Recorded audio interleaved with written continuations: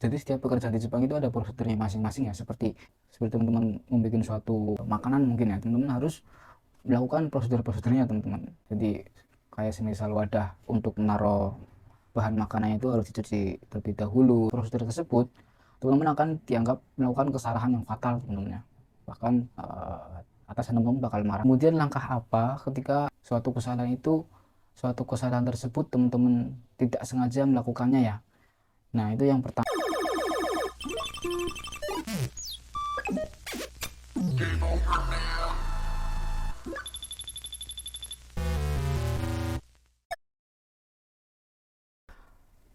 Assalamualaikum warahmatullahi wabarakatuh. Minasang konnichiwa. Maulana des. Baik teman-teman semuanya, berjumpa lagi dengan saya Maulana.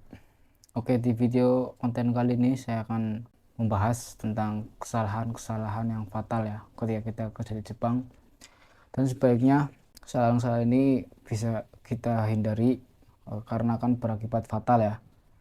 Bisa menjadi merusak reputasi kita ya, atau merusak hubungan kerja kita, bahkan sampai bisa mengakibatkan pemutusan kontrak teman-teman ketika kita kerja di Jepang. Oke, yang akan saya share pada video kali ini yaitu ada 5 poin ya yang teman-teman harus perhatikan, yang teman-teman harus hindari ya ketika teman-teman mulai bekerja di Jepang. Oke, langsung saja tanpa berlama-lama teman-teman ya. Untuk poin yang pertama yaitu melanggar etika kerja di Jepang ya teman-teman ya. Apa saja etika tersebut ketika kita mulai bekerja di Jepang? Yaitu yang pertama, tidak tepat waktu teman-teman ya. Teman-teman mungkin sudah pada tahu bahwa budaya Jepang yaitu sangat menghargai waktu teman-teman. Jadi teman-teman harus tepat waktu ya, harus menghargai waktu ya teman-teman. Ketika teman-teman sudah melakukan kesalahan ini, teman-teman harus segera minta maaf seperti terlambat ya, atau tidak berangkat kerja tepat waktu, atau tidak izin ketika tidak berangkat kerja ya teman-teman ya. Kemudian selain tidak tepat waktu, teman-teman juga harus renraku ya teman-teman ya. Salah satu budaya etika di Jepang renraku ya. Jadi apa-apa itu harus melapor teman-teman. Ketika teman-teman tidak berangkat, ketika sakit izin, ketika mau bekerja, itu teman-teman harus izin renraku ya. Harus menghubungi orang pabrik atau orang kayak saya yang teman-teman bisa melakukan konfirmasi teman-teman, harus melakukan izin ya teman-teman ya. Terus selain itu etika kerja di Jepang yaitu tidak sopan dalam berkomunikasi teman-teman. Apalagi teman-teman ketika berkomunikasi dengan atasan teman-teman di tempat kerja ya. Itu teman-teman harus berkomunikasi dengan baik, dengan bahasa yang sopan teman-teman. Tidak menggunakan bahasa yang kasar atau bahasa futsu ya, bahasa sehari-hari yang kita pakai. Akan tapi terkecuali teman-teman semisal sudah akrab ya, sudah benar-benar kenal ya dengan atasan teman-teman, sudah biasa bercanda, itu tidak masalah ketika teman-teman berkomunikasi atau berbicara dengan atasan tersebut menggunakan bahasa biasa ya teman, atau bahasa sehari-hari ya teman-teman, itu tidak masalah. Itu untuk poin yang pertama, yaitu tentang etika kerja di Jepang. Nah, kenapa teman-teman harus menghindari kesalahan tersebut ya, harus menghindari poin tersebut? Karena ketika teman-teman melakukan kesalahan ya, untuk poin yang pertama ini, teman-teman bisa berakibatkan rusaknya reputasi teman-teman di tempat kerja, dan kemudian hubungan dengan atasan atau teman dengan rekan-rekan kerja yang lain akan menjadi rusak, dan bahkan bisa berakibat pemutusan kontrak ya teman-teman, atau dipecat ya, bahasa kasarnya ya. Itu untuk poin yang pertama. Kemudian untuk poin yang kedua yaitu mengabaikan hierarki atau tata susila. Apa itu hierarki? Yaitu tidak patuh ya pada perintah atau atasannya.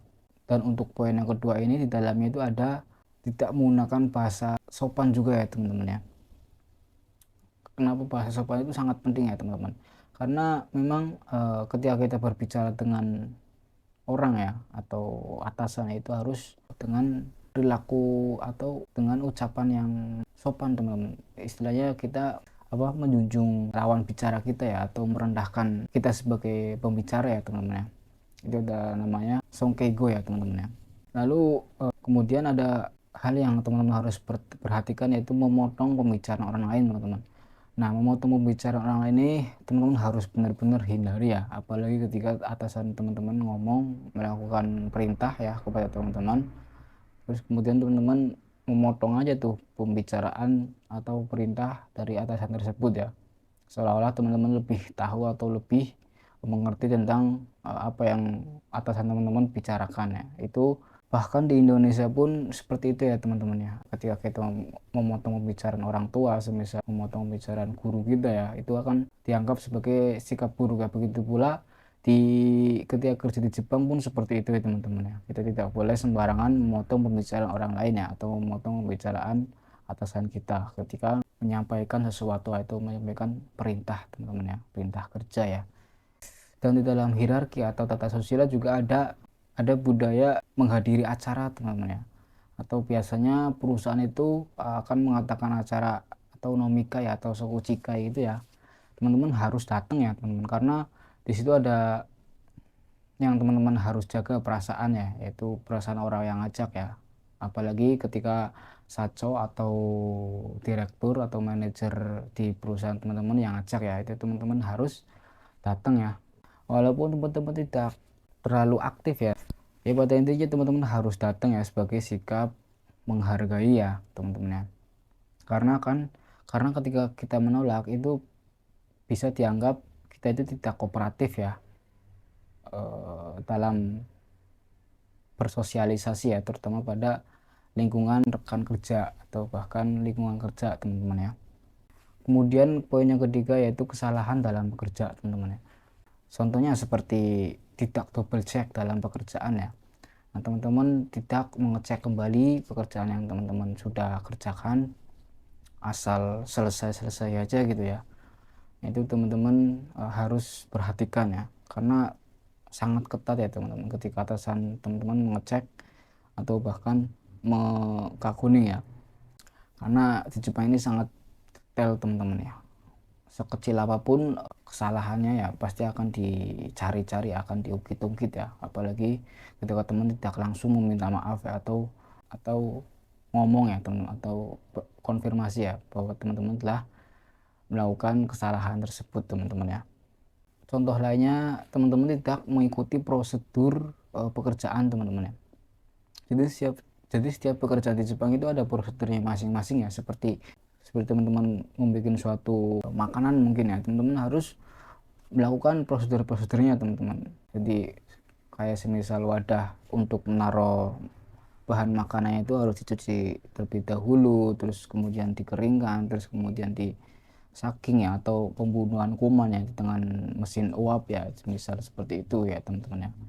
Itu ada prosedur-prosedur yang teman-teman harus jalani. Nah, ketika teman-teman tidak menjalankan prosedur tersebut, teman-teman akan dianggap melakukan kesalahan yang fatal teman-teman ya. Bahkan atasan teman-teman bakal marah ya, akan sangat marah sekali ya teman-teman ya. Lalu contoh yang lain kesalahan dalam bekerja yaitu teman-teman menyembunyikan kesalahan teman-teman ya. Nah, ini yang terbilang penting ya, yaitu teman-teman menyembunyikan kesalahan ini dalam artian teman-teman tidak melapor ya ketika teman-teman melakukan kesalahan. Nah, ini akan berakibat fatal juga ketika teman-teman ketahuan ya sama atasannya atau leader ketika teman-teman bekerja. Teman-teman akan sangat-sangat dimarahi ya, karena apa-apa itu harus memang ragu ya, teman-teman harus melaporkan apapun kesalahannya walaupun itu pahit ya. Dan setelah itu ya teman-teman harus meminta maaf atas kesalahan tersebut teman-teman ya. Itu untuk poin yang ketiga. Lanjut lalu untuk poin yang keempat, melanggar masalah hukum dan disiplin teman-teman ya. Nah, di dalam poin yang keempat ini contohnya seperti melanggar peraturan visa kerja ya. Ketika teman-teman sudah memiliki visa kerja dalam satu bidang, contoh dalam bidang makanan ya, dalam bidang makanan sudah mempunyai visa dalam bidang makanan, kemudian teman-teman ingin menambah passive income ya, atau kerja sampingannya. Nah, itu teman-teman akan dianggap melanggar teman-teman, karena untuk sekarang untuk visa yang masih terbatas ya, jadi teman-teman hanya bisa bekerja dalam satu bidang saja ya teman-teman ya, tidak boleh kerja sampingan ya, atau tidak boleh kerja part time di tempat lainnya. Ketika teman-teman melakukan itu, teman-teman akan melakukan tindakan pelanggaran teman-teman ya, dan teman-teman akan dideportasi atau dipulangkan ya ke negara Indonesia ya. Itu salah satunya. Kemudian minum alkohol saat bekerja teman-teman ya. Nah, Memang di Jepang ini minum alkohol suatu hal yang biasa ya, atau suatu hal yang wajar.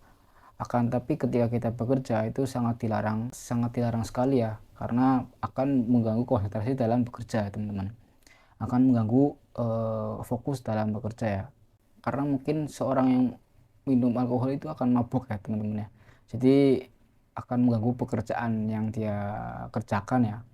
Nah, itu salah satu pelanggaran yang teman-teman harus hindari ya teman-teman ya. Lalu untuk contoh yang lainnya, teman-teman menggunakan data perusahaan untuk kepentingan yang lainnya. Itu sangat dilarang juga ya ketika teman-teman bekerja di suatu perusahaan, terus teman-teman mengetahui ya data-data perusahaan ya, seperti penjualan, seperti bahan-bahan produksi ya, atau bahan-bahan yang digunakan dalam membuat sebuah produk ya, itu teman-teman sebarkan. Jangankan di media sosial ya, teman-teman sebarkan, teman-teman dibikin status ya, misal teman-teman dibikin story atau teman-teman di posting di sosial media teman-teman sendiri. Nah, itu akan menjadi sebuah pelanggaran teman-teman ya, akan disalahkan ya, karena data-data itu sangat penting untuk perusahaan tersebut ya teman-teman ya, karena bisa dianggap kejahatan juga ya teman-teman ya, karena akan merusak reputasi perusahaan itu, untuk baik untuk perusahaan tersebut apalagi atau untuk kepentingan perusahaan kompetitor yang lainnya teman-teman ya. Itu pelanggaran yang harus teman-teman hindari ya teman-teman. Kemudian untuk poin yang kelima atau poin yang terakhir ya, itu teman-teman tidak adaptif dengan budaya kerja teman-teman ya. Tidak adaptif dengan budaya kerja di Jepang ya, yaitu misalnya ya menolak kerja lembur teman-teman ya. Nah, itu suatu pelanggaran ya, atau suatu kesalahan yang teman-teman harus hindari, teman-teman harus waspada ya. Karena ketika kita menolak lembur ya, kita akan dianggap melanggar peraturan kerja di suatu perusahaan ya teman-teman. Dengan catatan menolaknya dengan tanpa alasan ya teman-teman, dengan tanpa alasan yang jelas. Ketika teman-teman tidak enak badan ya, teman-teman tinggal ngomong ya, saya tidak mau lembur karena tidak enak badan. Nah, itu sesuatu yang teman-teman harus ucapkan ya, teman-teman yang harus konfirmasi bahwa alasan tidak mau lemburnya ya karena tidak enak badan ya teman-teman. Ketika teman-teman tidak mempunyai alasan yang tepat atau mempunyai alasan yang masuk akal ya, teman-teman akan dianggap melanggar peraturan perusahaan teman-teman ya. Itu tidak hanya berlaku untuk kita sebagai pekerja asing ya, begitu pula untuk pekerja lokalnya sendiri atau orang Jepangnya sendiri pun akan menghindari hal tersebut ya, penolakan lembur ya, dengan alasan tidak jelas atau tidak pasti. Lalu contoh lainnya seperti terlalu individualis ya, dalam artian teman-teman terlalu sendiri ya, atau apa-apa itu pengennya sendiri ya teman-teman. Padahal ketika kita bekerja di suatu perusahaan di Jepang itu biasanya kebanyakan kita melakukan kerja tim ya teman-teman ya. Nah, ketika teman-teman terlalu individualis, nah teman-teman akan dianggap pelanggar peraturan perusahaan tersebut ya teman-teman ya, karena tidak mau bekerja secara tim ya. Kemudian contoh yang lainnya, tidak bisa baca situasi ya, atau kukiyo yomana ya, tidak bisa membaca situasi atau kondisi ya dalam bekerja. Misal mungkin ada trouble atau ada masalah atau ada kerusakan pada suatu mesin yang dikerjakan sama rekan kerja kita ya, terus kita tidak membantu ya, atau tidak menolongnya, atau tidak merespon ya, ya acuh tak acuh gitu, apa ya, tak peduli lah gitu ya. Nah, itu sesuatu yang tidak baik ya ketika kita melakukannya di lingkungan kerjaan ya teman-teman ya, karena akan dianggap tidak peka teman-teman ya dalam bekerja ya. Baik lagi, memang banyak pekerjaan yang kita lakukan dengan secara tim ya teman-teman ya, jadi harus bisa membaca situasi juga. Nah, itu untuk poin yang kelima atau poin yang terakhir. Nah, itu mungkin itu ya informasi tentang kesalahan-kesalahan yang teman-teman harus hindari ya, karena akan berakibat fatal ketika teman-teman bekerja di Jepang ya teman-teman ya, apapun itu bidangnya ya teman-teman ya. Kemudian langkah apa ketika suatu kesalahan tersebut teman-teman tidak sengaja melakukannya ya. Nah, itu yang pertama, teman-teman harus segera minta maaf teman-teman ya, secara langsung dengan tulus ya. Nah, ini memang budaya yang sudah kental ya di Jepang. Ketika melakukan kesalahan harus mengakui kesalahan tersebut, meminta maaf, dan berjanji untuk tidak melakukan kesalahannya lagi ya teman-teman. Terus kemudian langkah yang kedua yaitu melaporkan ke atasan dan mencari solusi ya teman-teman atas kesalahan tersebut. Seperti contoh, saya melakukan ini nih, atau menumpahkan sebuah barang atau menumpahkan sebuah cairan di tempat kerja, itu harus melaporkan ke atasan, dan solusinya apa dibersihkan secara langsung atau apa mungkin ya, itu harus ada tindakan yang kita laporkan dulu ya, apa langkah awal yang sebaiknya kita lakukan ya teman-teman. Dan kemudian untuk langkah yang ketiga atau langkah yang terakhir, nah teman-teman harus memperbaiki kesalahan tersebut ya, ketika teman-teman tidak sengaja melakukan kesalahan yang teman-teman lakukan ya, dan memastikan untuk tidak mengulanginya lagi atau terjatuh pada lubang yang sama ya teman-teman ya. Nah mungkin itu ya langkah-langkah yang teman-teman harus lakukan ya ketika teman-teman melakukan kesalahan atau ketidaksengajaan dalam bekerja ya teman-teman ya. Karena untuk menjaga reputasi teman-teman dan menjaga hubungan kerja teman-teman agar tidak diputus kontrak ya, atau dideportasi mungkin ya, atas kesalahan-kesalahan yang teman-teman lakukan ya teman-teman. Oke, mungkin itu saja ya poin-poin dari kesalahan yang teman-teman harus hindari ketika teman-teman kerja di suatu perusahaan di Jepang ya teman-teman ya. Oke, mungkin itu saja, sekian dari saya. Bila mana ada kesalahan dalam memberikan informasi atau dalam pengucapan, mohon maaf sebesar-besarnya. Dan bila mana ada pertanyaan bisa langsung ketik di kolom komentar, insya Allah nanti akan saya bahas. Lalu bila mana video ini bermanfaat membantu teman-teman semua, jangan lupa untuk like, komen, dan subscribe untuk terus mendukung channel ini, karena akan terus membahas tentang perjepangan ya teman-teman ya, baik itu dalam dunia kerja ataupun hal-hal lain yang terkait dengan perjepangan teman-teman. Oke, mungkin itu saja, sekian dari saya. Bila taufiq wal hidayah, wassalamualaikum warahmatullahi wabarakatuh. Kono to kawa mite kurete arigatou gozaimashita.